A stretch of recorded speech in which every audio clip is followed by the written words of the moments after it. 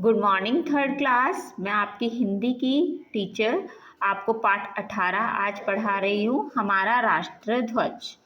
राष्ट्र ध्वज मतलब हमारा राष्ट्र ध्वज क्या है? तिरंगा है, जिसकी पिक्चर आपको दिखाई दे रही है।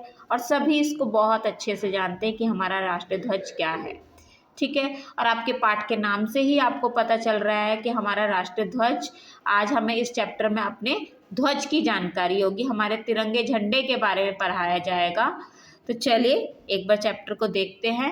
बच्चों, तुम प्रतिवर्ष स्वतंत्रता दिवस 15 अगस्त और गणतंत्र दिवस 26 जनवरी मनाते हो। इन अवसरों पर तुमने राष्ट्र ध्वज को फहराते हुए अवश्य ही देखा होगा। सभी सरकारी भवनों पर और विदेशों में हमारे दूतावासों पर यही ध्वज फहराया जाता है। तो इसमें क्या बताया गया कि हमारा राष्ट्रीय ध्वज कब कब फहराया जाता है? 15 अगस्त और 26 जनवरी को फहराया जाता है। और यहाँ तक कि यह हमारे विदेश में जो दूतावास हैं वहाँ पर भी फहराया जाता है। अब यहाँ पर बताया गया इस ध्वज को स्वतंत्रता प्राप्ति से 3 सप्ताह पूर्व 22 जुलाई 1947 को स्वीकार कर लिया गया था।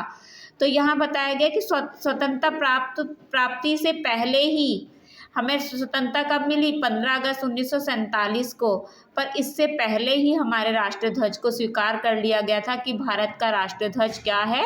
तिरंगा। और ये कब स्वीकार किया गया? 22 जुलाई 1947 को। ओके, आओ हम अपने राष्ट्रीय ध्वज के बारे में अधिक जानकारी प्राप्त करें। हमारा राष्ट्रीय ध्वज तिरंगा है। यह ध्वज आकार में आयताकार होता है और इसकी लंबाई चौड़ाई का अनुपात 3:2 होता है।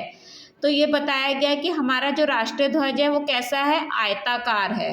आयताकार ऐसे, जिसे हम इंग्लिश में रेक्टेंगुलर शेप कहते हैं। और इसमें जो इसकी क्या है 3:2। इसकी लंबाई और चौड़ाई का अनुपात है 3:2। राष्ट्र ध्वज 3 बराबर समांतर भागों में बटा होता है। इसमें 3 विभिन्न रंग की पट्टियां होती हैं। सबसे ऊपर केसरिया रंग की पट्टी होती है। आपने देखा होगा कि साधु सन्यासी केसरिया रंग के ही वस्त्र पहनते हैं। केसरिया रंग शौर्य और त्याग का प्रतीक है। प्राचीन काल में सैनिक युद्ध भूमि में जाते समय केसरिया वस्त्र ही धारण करते थे। केसरिया रंग हमें वीरता, बलिदान, उच्च गुणों को बनाए रखने की प्रेरणा देता है।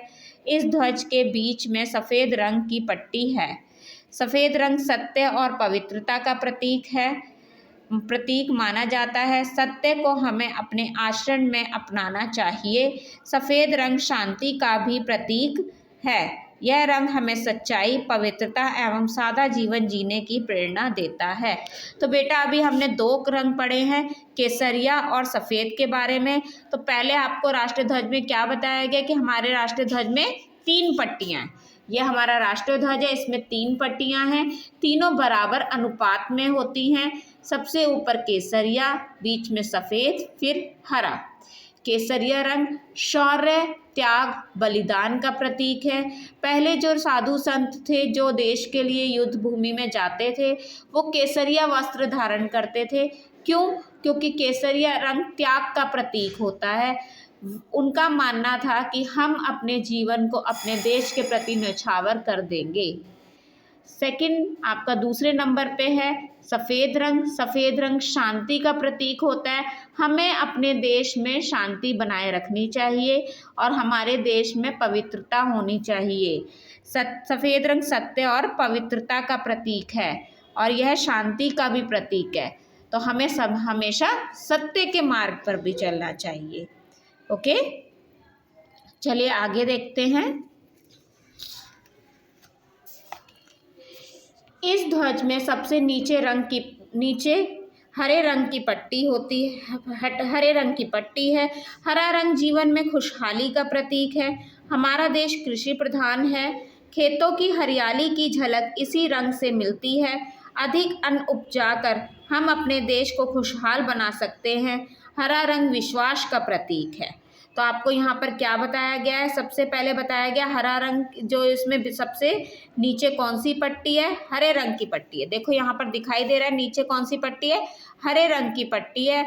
और हरा रंग किसका प्रतीक है? हरा रंग खुशहाली का प्रतीक है। और यह हमारा देश क्या है, कृषि प्रधान देश, मतलब यहाँ पर खेती होती है, बहुत ज़्यादा खेत है यहाँ पर और फसलें उगाई जाती हैं। इसी अधिक अन्न उपजा कर हमारे देश को खुशहाल बनाया जा सकता है। हम अधिक से अधिक अन्न उपजाएं जिससे हमारा देश खुशहाल बना रहे और हमारा जो हरा रंग है वो बना रहे। हमारे देश का जो प्रतीक है हरा, जो हमारे देश में हरे रंग का प्रतीक क्या है, खुशहाली है, हरियाली है, वो हमेशा के लिए बनी रहे। ज़्यादा से ज़्यादा फसल उगानी चाहिए, ज़्यादा से ज़्यादा पेड़ उगाने चाहिए जिससे हमारे देश में खुशहाली आ सके। चलिए आगे। ये तीनों रंग हमें भारत की शानदार अतीत की याद दिलाते हैं तथा कठिन परिश्रम की प्रेरणा देते हैं। तो ये हमें क्या बताते हैं कि हमें अपने देश के लिए कठिन परिश्रम करना है, इसी के बलबूते पे भारत विकसित राष्ट्र बन सकेगा।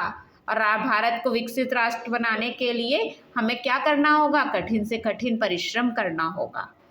ठीक है। अब आप सफ़ेद पट्टी पर भी ध्यान दीजिए। इस पट्टी के बीचों बीच आप नीले रंग का चक्र देख रहे होंगे। इस चक्र में 24 कमानियां हैं। तो आपको क्या बताया गया है कि आपके जो ये सफ़ेद पट्टी है इसमें एक चक्र है बीच में, इसमें क्या है, 24 कमानियां हैं, 24 तीलियां हैं। ठीक है। तो ये क्या है, इसे क्या बोला जाता है, अशोक चक्र बोला जाता है। और अशोक चक्र कहाँ से लिया गया है, चलिए देखिए। इस चक्र का भी अपना इतिहास है। वाराणसी के पास सारनाथ में एक स्तंभ है।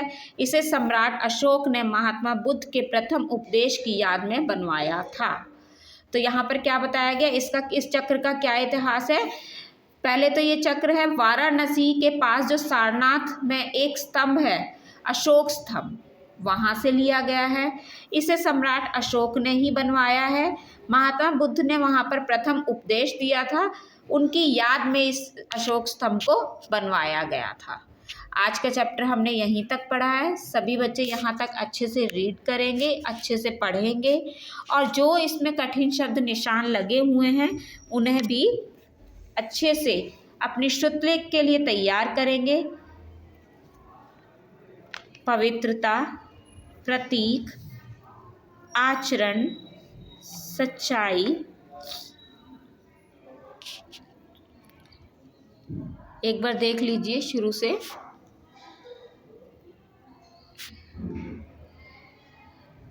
इनके अलावा भी अगर आपको चैप्टर में कोई कठिन शब्द दिखाई देता है तो आप उसकी प्रैक्टिस करिए।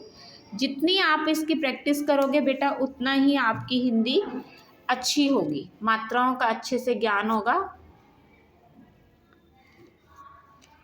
खुशहाली, हरियाली, कृषि प्रधान,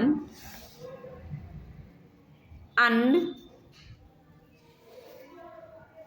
परिश्रम, विश्वास, बलबूते,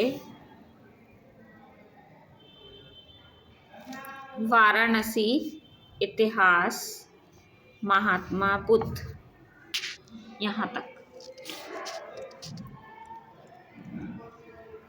तो आज आपका होमवर्क है, इन सभी शब्दों को अच्छे से प्रैक्टिस करें और इस पूरे पाठ को पढ़ें।